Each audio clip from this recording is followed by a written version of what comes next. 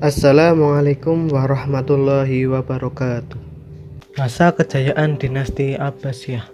Sebagai sebuah dinasti kekhalifahan Bani Abbasiyah yang berkuasa lebih dari 5 abad, telah banyak memberikan sumbangan positif bagi pengembangan ilmu pengetahuan dan peradaban Islam.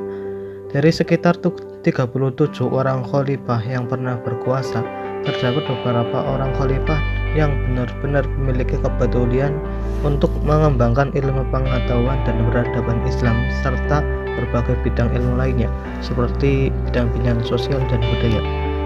Di antara kemajuan dalam bidang sosial budaya adalah terjadinya proses akulturasi dan asimilasi masyarakat. Keadaan sosial masyarakat yang majemuk itu membawa dampak positif dalam perkembangan dan kemajuan peradaban Islam pada masa itu.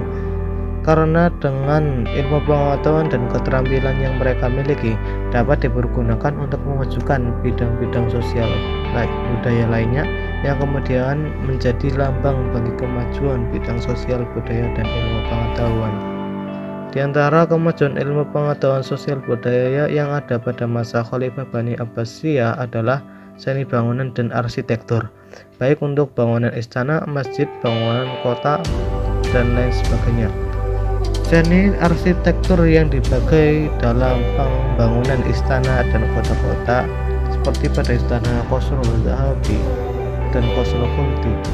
Sementara bangunan kota seperti pembangunan kota Baghdad, Samarra, dan lain-lainnya. Kemajuan juga terjadi pada bidang sastra dan seni musik. Pada masa inilah lahir seorang sastrawan dan budayawan terkenal seperti Abu Nawas, Abu Athahiyah Al-Mutanabbi, Abdullah bin Muqaffa, dan lain-lainnya. Karya buah pikiran mereka masih dapat dibaca hingga kini, seperti kitab Qalillah wa Dimna. Sementara tokoh terkenal dalam bidang musik yang kini karyanya juga masih dipakai adalah Yunus bin Sulaiman, Khalil bin Ahmad, pencipta teori musik Islam, Al-Farabi, dan lain-lainnya. Selain bidang-bidang tersebut di atas juga terdapat kemajuan dalam bidang pendidikan. Pada masa awal pemerintahan dinasti Abbasiyah telah banyak diusahakan oleh para khalifah untuk mengembangkan dan memajukan pendidikan. Faktor keberhasilan pembangunan ilmu pengetahuan yaitu kebijakan politik Bani Abbasiyah terhadap masyarakat non-Arab untuk melakukan pengembangan ilmu pengetahuan dan riset yang telah menjadi tradisi mereka. Mereka diberikan fasilitas berupa materi atau finansial dan tempat untuk terus melakukan berbagai kajian ilmu pengetahuan melalui bahan-bahan rujukan yang pernah ditulis atau dikaji oleh masyarakat sebelumnya. Kebijakan tersebut ternyata membawa dampak yang sangat positif bagi perkembangan dan kemajuan ilmu pengetahuan dan sains yang membawa harum dinasti ini. Namun demikian, bermunculan banyak ahli dalam bidang ilmu pengetahuan seperti filsafat, filosof yang terkenal saat itu antara lain adalah Al-Kindi, An-Nasr Al-Farabi, dan lain-lainnya.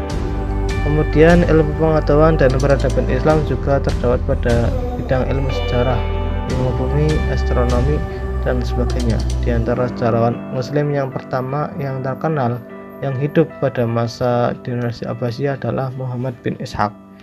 Tidak hanya perkembangan pada ilmu pengetahuan saja, ilmu agama Islam juga berkembang seiring dengan perhatian pemerintah terhadap ulama, sehingga para ulama berusaha keras untuk mengembangkan dan memajukan ilmu pengetahuan dan peradaban Islam. Di antara ilmu pengetahuan agama Islam yang berkembang dan maju adalah ilmu hadis, ilmu tafsir, ilmu fikih, dan ilmu tasawuf. Keruntuhan Daulah Abbasiyah. Daulah Bani Abbas yang didirikan oleh Abu Abbas As-Sabbah dapat bertahan berdiri tegak selama 5 abad.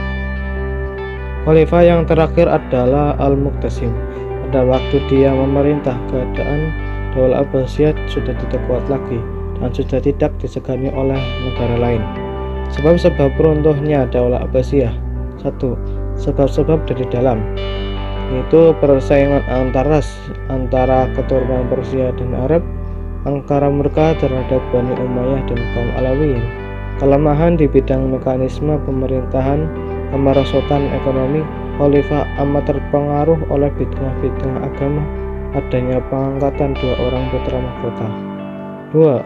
Sebab-sebab dari luar, yaitu penyerbuan pasukan Mongol yang dipimpin oleh Hulagu Khan pada tahun 1298 Masehi, tumbuhnya kerajaan-kerajaan kecil yang terpecah belah, wilayah Abbasiyah yang terlalu luas, perang salib, serangan tentara Mongol, dan berdirinya Turki Utsmani.